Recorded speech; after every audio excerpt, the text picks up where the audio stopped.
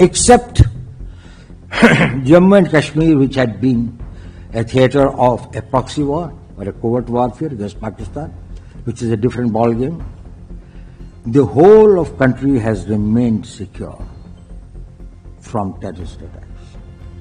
And it is not that the efforts were not made. It is not that the people were not arrested. It is not the explosives were not recovered. Tons and tons of them have been recovered, even few of them only about 2 days back, where a very major group targeting certain places in India and targeting this thing, where continuously the new groups have emerged. Enemies have remained very active, but fortunately, and I think it's more of a good fortune in the country, that we can say that we have had no terrorist incident in the hinterland. It is my proud privilege to talk on a subject about which probably I know the least, and probably most of you sitting here have done more. That is about the governance. But still, I would like to share a perspective of what a security man looks at the process of governance. I definitely believe that governance has a very seminal role in the process of nation building and in the process of securing a nation and making it achieve its goals and aspirations. It is indeed very befitting that today, in 2025, we should be reinventing Sardar Patel. Probably the need to understand him, the time to emulate him and understand his vision, his clarity of thought, his vision is required in India today more than ever before. Not only India is under transition, India is having an orbital shift from a certain type of governance, from a certain type of a government structures, societal structures, but also its place in the global order. The world is also undergoing a great transformation. And whenever the change comes, the most important things are your clarity of vision. You're not getting blinded by the dust and the storms, not getting overawed by the noise and the threats. You're not getting subdued by the adversities and the possible threats. You have to prepare yourself and you have to equip yourself. And that is what Sardar Patel's whole life was all about. Whether it was pre-independence, where he played a very similar role as a warrior of freedom movement, supporting Mahatma Gandhi and all his ventures, but also in a short time, in the post-independent period, that he was able not to unify the states, but to integrate India, bring up that understanding in 560 princely states that it was in their interest that India as a state survives, strengthens, and is able to take care of this old civilization which was experimenting with converting itself into a nation state. Converting a civilization into a nation state is a stupendous task. He knew that it can only be done through very powerful governance mechanism. The government has got to think and do beyond what is normally expected. And that is how he envisaged, and I'm grateful that Dr. Harivanshji told us about how his vision of the All India services, his the patron saint, the mentor of that, despite resistance and strong prejudice at that time in the civil services, probably he was able to prevail that without the steel structure, we will not be able to create a new India. Ladies and gentlemen, power of the nations as they are, powerful or a weak or the comprehensive national power is a very abstract word. In reality, it is the power of the governments and it is the power of the governance. When the governments are weak, when the governments are confused, when the governments are imbued by the self-interest, probably the consequences also are similar. And these governments work through institutions. And in the task of nation building, the most important matter are the people who build and nurture these institutions, who strengthen these institutions, because these institutions provide the governance, and the governance creates the nations and the powerful states. Sardar Patel's role in this is self-evident. The rise and fall of the great empires, monarchies, oligarchies, aristocracies, or democracies is actually a history of their governance. Edward Gibbon, in 6 volumes on the decline of Roman power, way back about 1788 or something, there he wrote those volumes. The whole book is about the intrigues of the Roman Empire, instances of its bad governance, corruption, economic mismanagement, security failures. And the end of it, it all boils down to the Roman Empire fell because it was administered and governed badly. Same is the story of whether it's the French Revolution, or the Tsarist Russia, or the Mughal Empire, they declined. In the post-war period, out of 37 countries that faced various degrees of degradation, 28 failed or got degraded or got balkanized because of their poor governance. And the recent cases of the change of regimes through non-constitutional methods in Bangladesh, Sri Lanka, Nepal, and others were actually the gilding cases of the bad governance. And that is how the governance matters. Transcending beyond time and space, there are some commonalities. Why some states rise and why some fall? Why there are times when, what is there that happens which leads to their bad governance and ultimately the erosion of their powers? One has been the authoritarianism. Not that I am going in history, but I am telling it because it remains relevant today. It has remained relevant for the past 3,000 years of the recorded history that we know of the state structures and the governments as they existed, whether it was the Greek states or it was the modern democracies and even the oligarchies and others. So authoritarianism, that is oppressive and discriminating laws, poor delivery of justice, marginalized population, human rights violations, they all constituted or added to the fall of these nations. Second important thing has been the institutional decay. The institutes start decaying, both civil and military. Security structures, their armies become corrupt or oppressive, or their internal security structures collapse. Bureaucracies become inept, slow, corrupt, and insensitive. There is no accountability. People do not know why they are doing what they are doing. I tell you an example that once when Bismarck, before the Russia war, had visited Germany, and he went to a forest area for seeing, and he found a military man standing at a post. He asked him, "What are you here for?" He said, "I do not know, but I had been on this duty for the last 3 years. So he said, I would have to check up." And then he checked up. And then he found that his commanding officer also did not know, but he said, "My battalion has been here for the last 20 years. And this is one point that has been given to us to guard." He said, what are you guarding against and against whom? He says, that I am not aware, but I can check it up and find out whether in my judgment there is some records.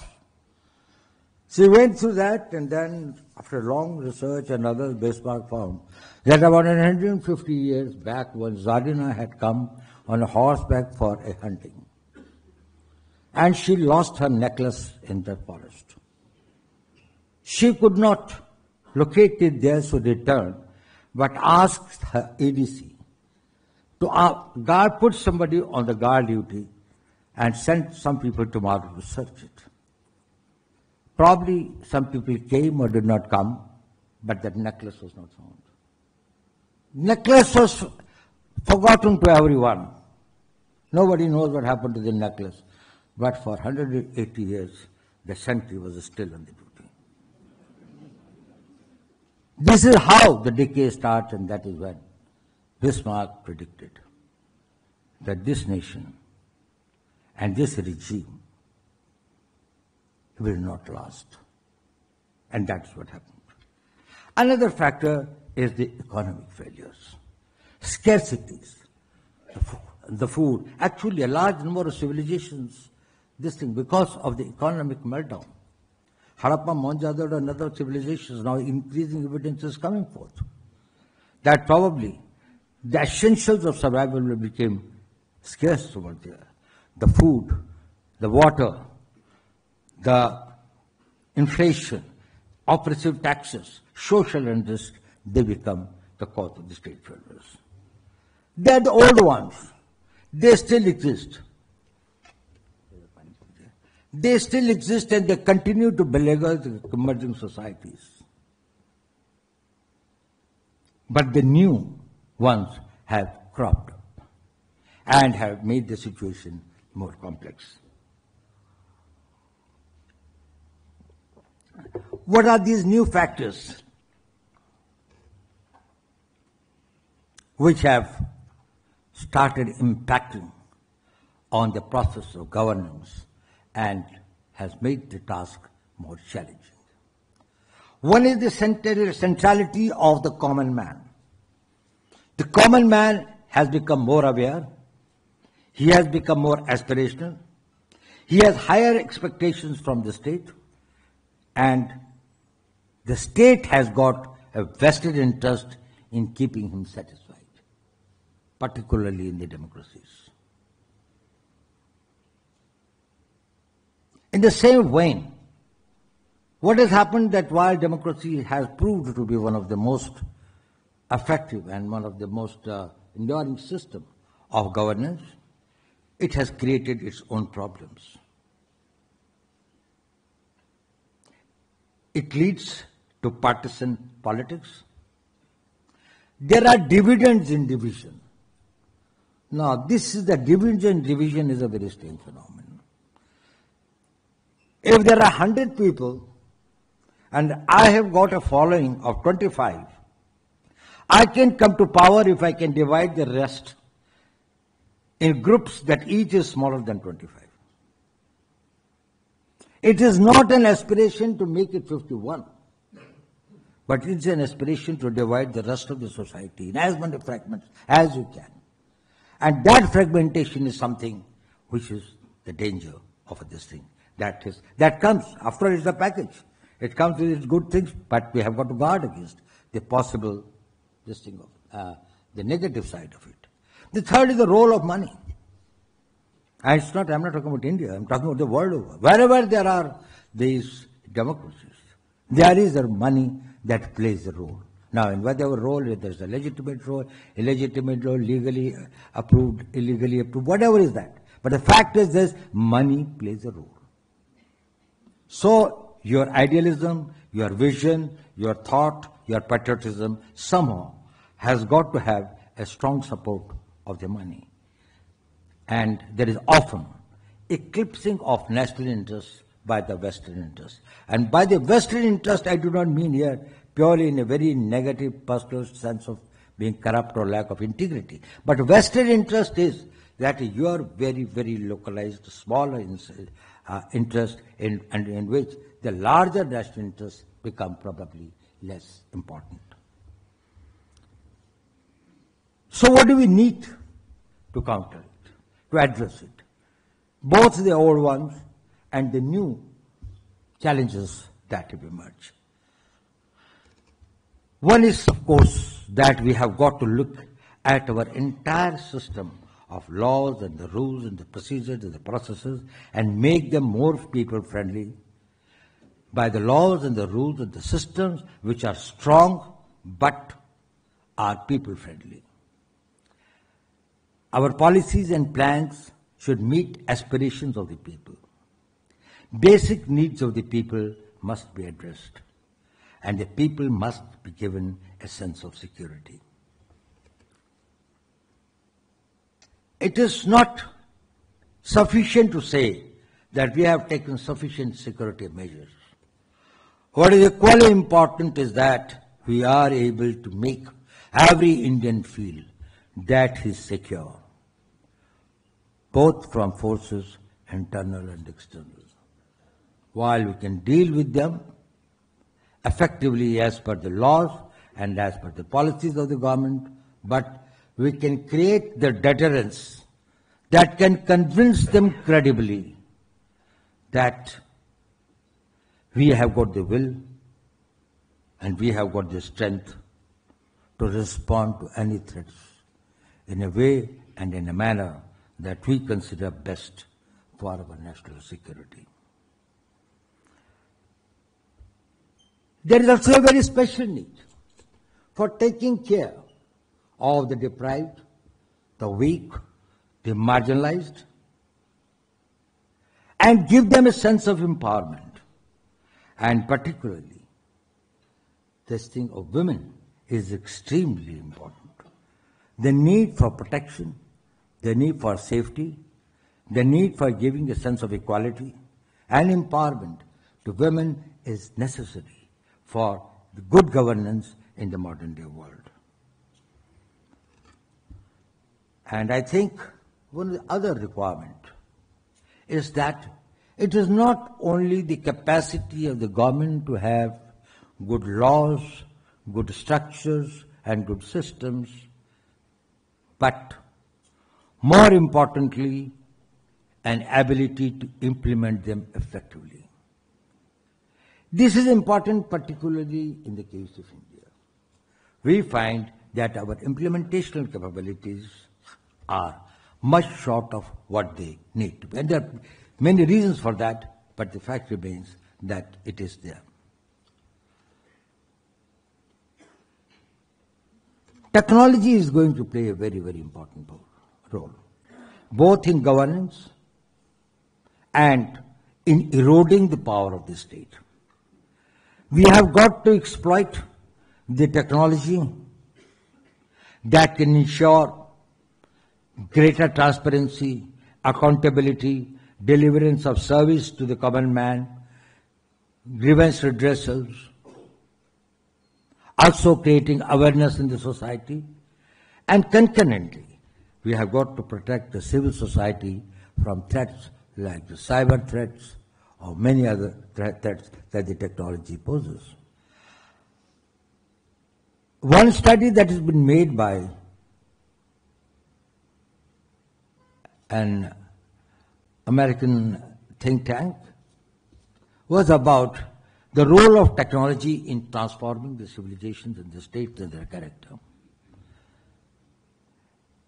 It took about 1 million years for the caveman to find the fire.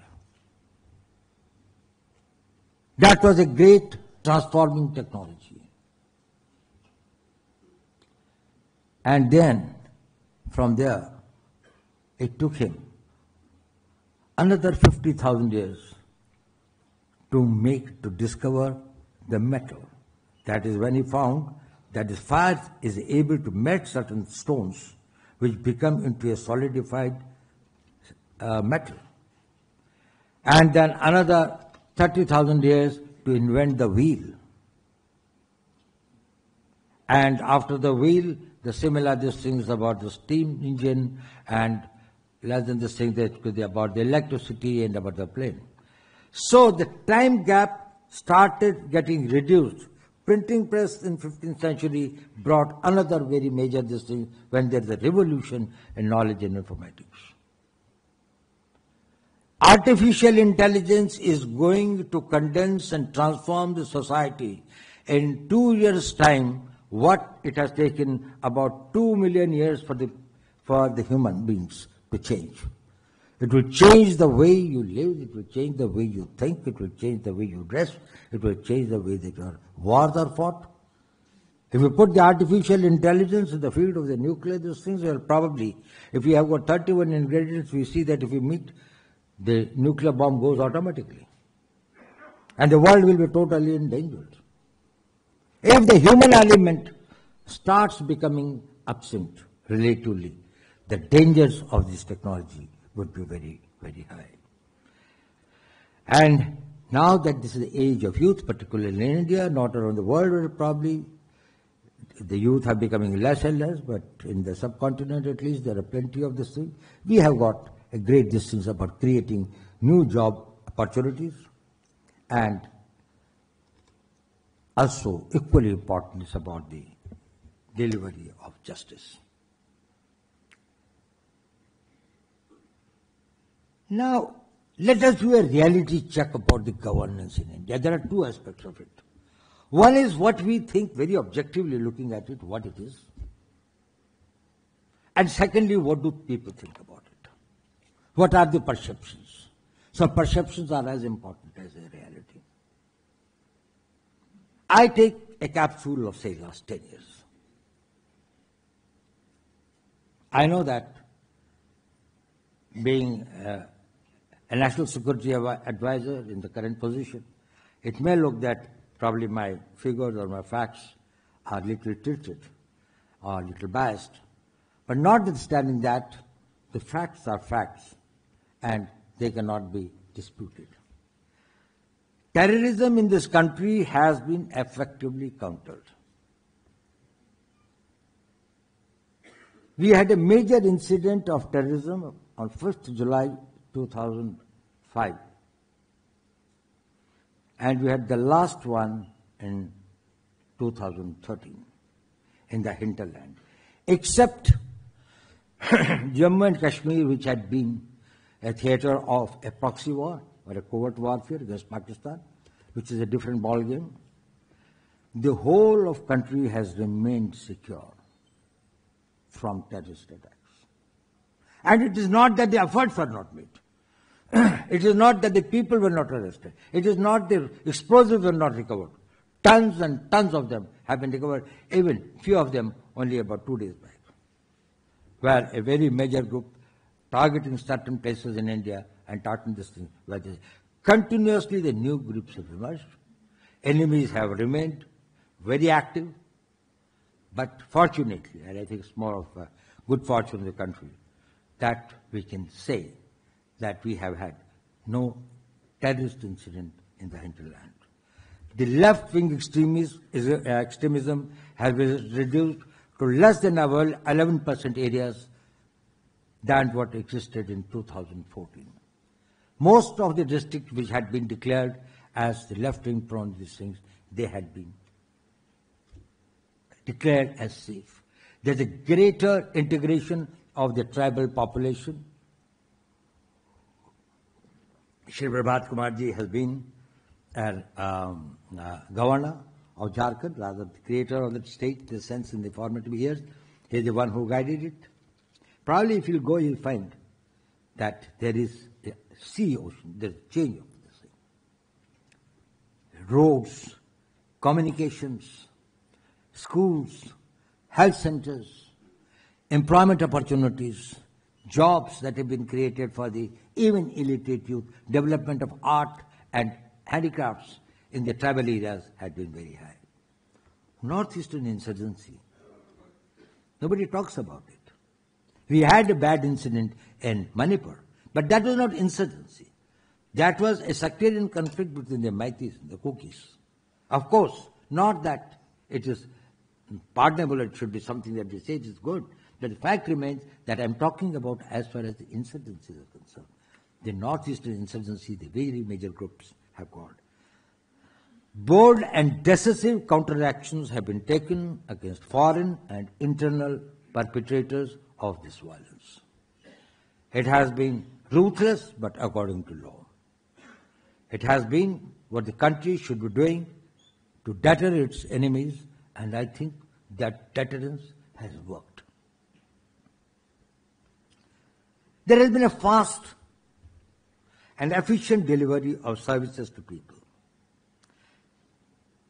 There has been a people-centric governance, simplification of governance.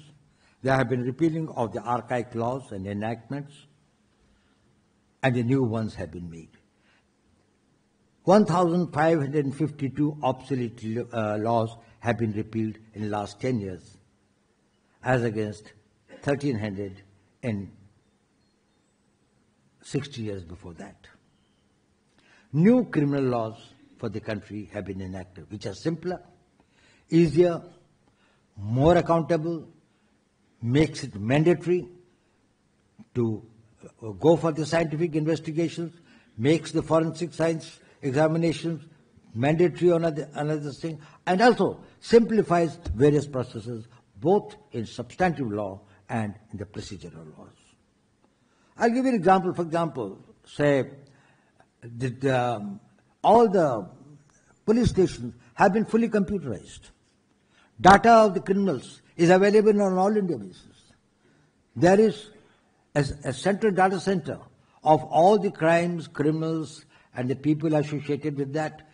Throughout the city, any sub-inspector sitting in a police station can find access to the information that they want to have.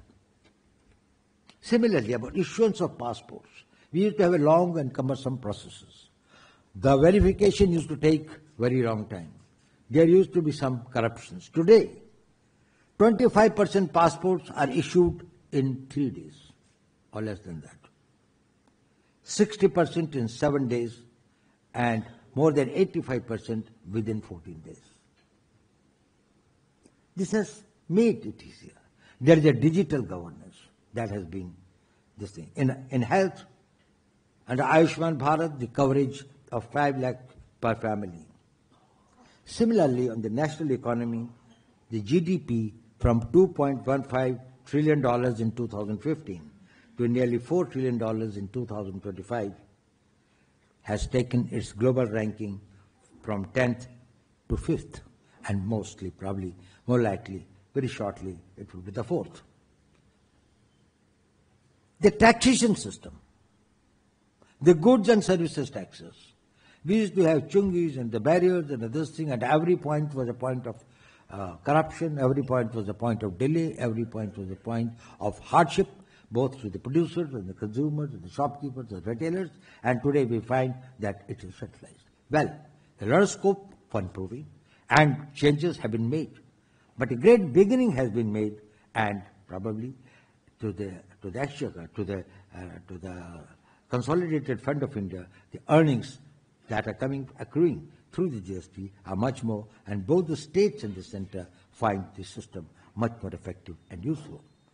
Financial inclusions under Pradhan Mantri Jan Dhan Yojana, providing banking services to unbanked population, which had never thought that they could have their bank account. And now it's in crores. Similarly, the unified payment interface. It has revolutionized and simplified the financial transactions. Even you go to a rediwala and you give your credit card, he is able to provide you this. So by and large, we find that it has been the people-centric. It has eased the things. It has reduced the possible avenues of corruption or hardships to the persons. That is one point of view. But then let us see the other point of view. How are we perceived?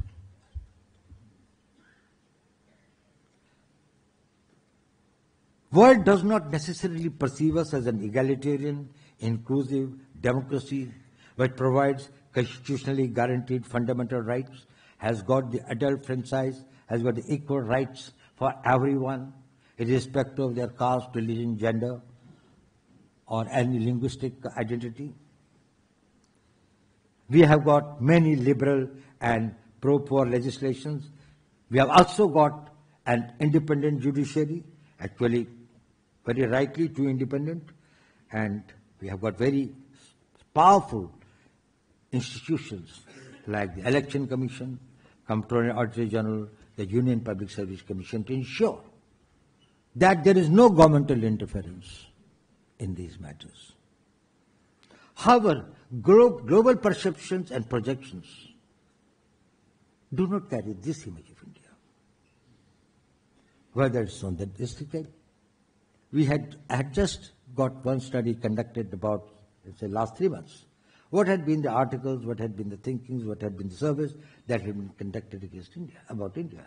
And we find that a large number of the global think tanks, some of the scholars, abetted and supported by most of the things, the material that they get is from the Indian side, the Indian columnists, the Indian journalists, who think that the news is only, if it is something is a bad news, is the only good news. Because that's the only thing that they can think. So in corruption ranking, the global ranking, India was ranked 96th out of 180. That is, they said, the society or the government continues to be highly corrupt. They note about it that there is some truth in that we have not been able to wipe out corruption from all spheres and all stages. But we have brought about institutional changes to contain and control corruption.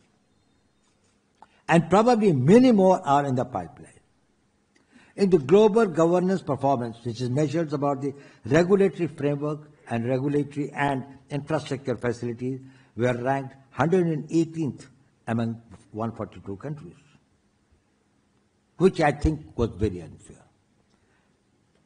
Even had it been so, we would not be getting so much of the foreign direct investment at the rate that we are getting. India is a very sought after destination by most of the global investors, even today. Rule of Law Index, the World Justice Project rated India 79th out of 142. Of course, it's a great improvement from the past, but in spite of that, I think we deserve to be much above that. The Press Freedom Index says India ranks as 151 amongst 182 countries. I don't know, what could be more freedom in India than the freedom of press, that they can write everything that they think is somebody's idea but does not have any substantial facts to support it. But it is all right. And then the social media and the freedoms that the people enjoy. Accountability, the Indian rating was 1.47%. It is true that the methodology adopted is not fair. There are certain biases. There are certain other factors, invisible factors also, which play a role in that. But there's also a need for us, for introspection, and to have self-criticism, to identify where are the shortcomings and what needs to be done. Not what the others are telling, but we ourselves experience. And I would like to allude to some very specific areas where I think the Indian governance needs much greater focus and much concerted efforts to achieve that. One is the need for greater accountability. I think I've already shot my time away. As this thing of the greater accountability. Low tolerance for defaulters is necessary. Sympathy misplaced is the worst form of cruelty. Supporting or shielding the people who are wrong should be made as punishable and as this thing. Somebody told me, how can you bring this thing, the change and reduce the corruption in police?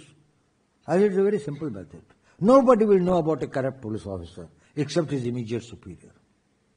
He is the one who comes to know about it first. If there is something adverse against a police officer, then Let there be an adverse entry also on his thing that he could not control corruption amongst his subordinates. He will see that he will bring down at least to 50%. Because then it is in his interest to see that the people below him do not become visibly corrupt at least. But if it is not, then he becomes a party to that. Second is the capacity building. Now, capacity building, I think, is important. Now, the new technologies, the new challenges, and the new vision of India to become a developed country. We need better training of people in the government at all levels, a specialization, greater understanding of the systems and the global practices, and the incorporating the best practices. Also, the government's capacity for perception management and creating awareness. It is important. It is important because national will is affected when the country's image gets sullied. When people feel that our institutions are not dependable. When the people feel that our electoral system or our financial systems and others, there are not that levels of transparency and probity and moral standards that are adopted. That is bad for a nation's will.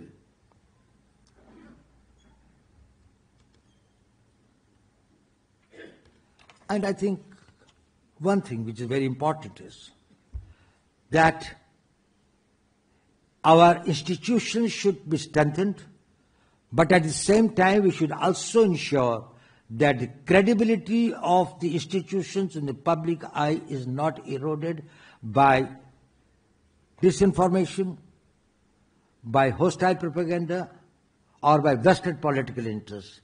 These institutions are sacrosanct. They should be seen above politics. People's losing faith in these institutions, whether it is your defense forces, security forces, judiciary, electoral systems, comptroller general, etc., that will be something which will be very, very disastrous. So I think these are the areas we have to focus on. Ladies and gentlemen, we are thinking of a Viksit Bharat. We are aspiring. We are doing everything that will go for Viksit Bharat. But let me tell you that you can never have a Viksit Bharat with an archaic governance structure, with the standards of governance which do not measure up to the levels of a developed country. So we have got to train ourselves, we have to equip ourselves, we have to organize ourselves, we have to bring about a convergence in our policy making and in our program making, and also a whole of the government approach in their execution. Our executive skills and capabilities have got to be enhanced substantially. Once again, sir, I am very grateful to you for giving me this opportunity. It has been indeed a great pleasure for me to interact with me and share some of my thoughts with you, but I can definitely tell you that the country is on the ascendancy, is doing very well, and it has got a great future, and with the efforts that every Indian is making today, every Indian who is becoming aspirational, every mother who wants a child to go to the best of schools even when it comes from a very low economic group and others, is something which is extremely boosting, morale boosting, and I'm very confident that the vision of Sardar Patel of a great India, of an integrated India, of a powerful India will be realized by this generation. Thank you very much.